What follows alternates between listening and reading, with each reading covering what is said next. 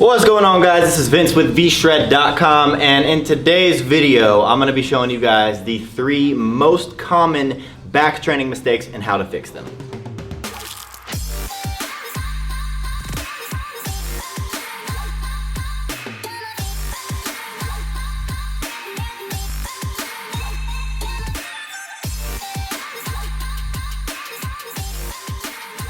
Alright, so back training, very important, one of the largest muscles on your body, but also due to it being one of the largest muscles on your body, you tend to use heavier weights because you are able to use heavier weights for something like your back rather than something like your deltoid.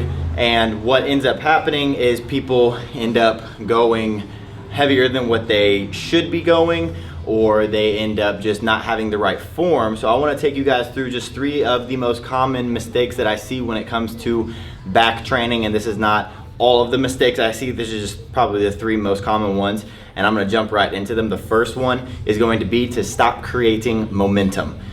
When you are doing any kind of back exercise, it is very easy to create momentum because seeing as how you're working your upper body, you're working your lats, you're working your teres major, your teres minor, maybe even a little bit of your rhomboids with the scapular retraction, you're going to be, that's going to be with pulling movements.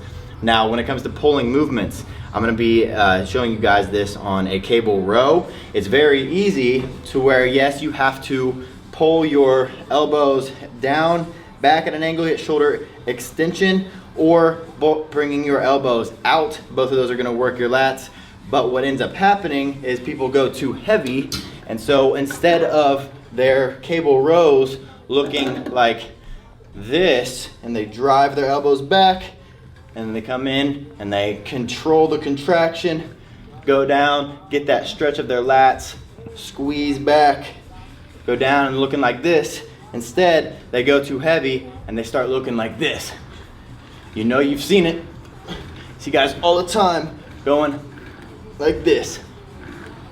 And now, is it okay to rock back and forth a little bit? The answer is yes, because what's going to help with this rocking back and forth, or rocking back and forth, is when you go forward a little bit like this, you're allowing your lats to get that additional stretch from them pulling your lat muscles. And then as you bring this back, you want to get your back up to straight up and down right there, rather than all the way back here, because what ends up happening is when you do create this momentum, first off, you're going to be losing tension. When you're going like this, all of this power right here is coming through my legs, and after that I have momentum going, and it makes it very easy to just bring this weight into my stomach. Really easy to do that. And so I'm not getting much tension, I'm definitely not contracting my muscles. And if you're going super heavy with your rows, whether that's on a cable or on dumbbells, where you're swinging with all your might, you're going heavy, but you're not getting any bigger, you're not building any muscle, you're not even really building any strength, it's because you're not actually stimulating the muscles. You're not actually working the muscles so that you can create those micro trauma on your muscle fibers to get them to stimulate them to grow bigger, because all you're focusing on is creating momentum to move this heavy ass weight from point A to point B. And as long as you get it from point A to point B, you're happy. Instead, what you should be trying to do is focusing on point A, yes, the stretch, yes, but then every step in between point A and point B right here, and then every step on the way back down. You should be feeling every single millisecond of the concentric contraction and the eccentric contraction, and that is how you're going to start seeing progress on your back, and that's going to come from getting rid of creating momentum. So that's tip number 1. All right, tip number 2, stop extending your shoulder with lat pull downs or even pull-ups. Now, what does that mean? I will show you, because that's going to be the easiest way for you to understand it. You see this all the time in the gym when guys are doing lat pull downs. A proper lat pull down right here, okay? Proper lat pull down is when you're going to be adducting your elbows, bringing them in towards your side, squeezing down right there, shortening that lat muscle as much as possible. That's how you work your lats. But what you end up seeing is people just not knowing what is really going, and anatomically speaking, what's really going to be working their muscles. And so they think that they just need to bring this bar as low as possible. And so they end up bringing this weight down, and then they end up curving over their shoulders a little bit. And what that is shoulder extension. When you bring your elbows down and then you bring your elbows back, that's going to be shoulder extension right there. So instead of bringing this all the way down and in front of you, and then when you get it down to your stomach, doing this kind of thing, because all that's happening is from here to here, yes, you're gonna be working your lats, but this is where you should stop. You should go right here. If you want to take it to the next level, you can really squeeze your elbows into your side to shorten that muscle as much as possible. But the second you go farther than that and you start going like this, that's when you start working one singular muscle, and that, or not, I guess you'll be working a couple muscles, but the main one that you're gonna be working is your traps, from driving those elbows backwards. And that's like how you flex your traps, is by rolling your shoulders forward just like that.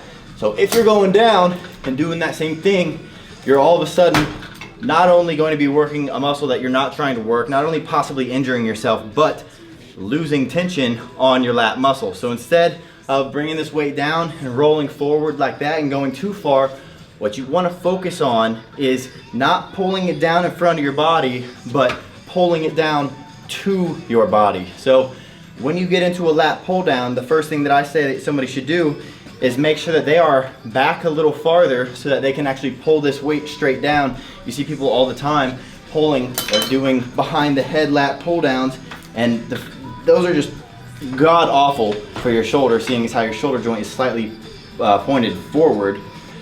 The whole point of people doing this though is to get this bar to bring it straight down. So instead of sliding in forward and pulling this behind your head and possibly hurting your shoulder, all you have to do is slide back so that when you pull this weight down, you're pulling it right in front of your body. And instead of pulling it down and trying to get it way down here and looking like a newbie, you want to actually focus on pulling this in towards your chest. And then as you pull it into your chest, you're focusing on what your elbows are doing compared to your body. So you want to bring it in towards your chest, and then you really want to focus on squeezing your elbows down into your lats. If you're sitting in your computer chair watching this right now, or whatever you might be doing, just reach up in the sky right now and then just try to flex your back a little bit and then squeeze your elbows down to the side.